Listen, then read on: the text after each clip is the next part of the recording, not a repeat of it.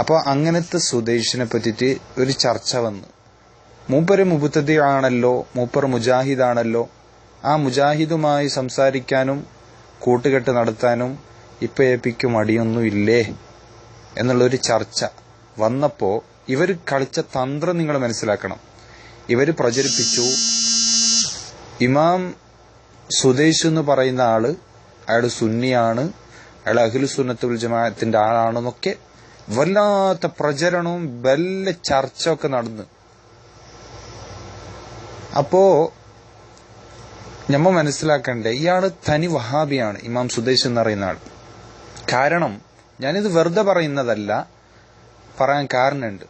ഇയാള് ഒരുപാട് ഗ്രന്ഥങ്ങൾ എഴുതിയിട്ടുണ്ട്.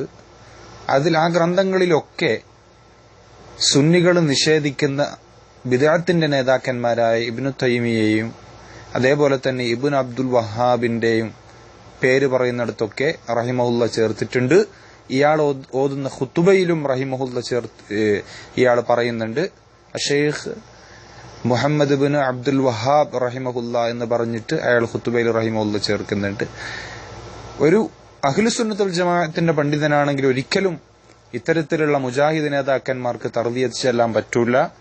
അപ്പൊ അതുകൊണ്ട് അള്ളാഹുവിന്റെ തൗഫീഖ് കൊണ്ട് ഇവർക്ക് ബന്ധപ്പെടാനും കൂട്ടുകെട്ട് നടത്താനും ഈ വഹാബി നേതാക്കൾ എന്നെ കിട്ടിയല്ലോ എന്നുള്ളൊരു വിഷമം വല്ലാതെ എന്റെയിലുണ്ട്.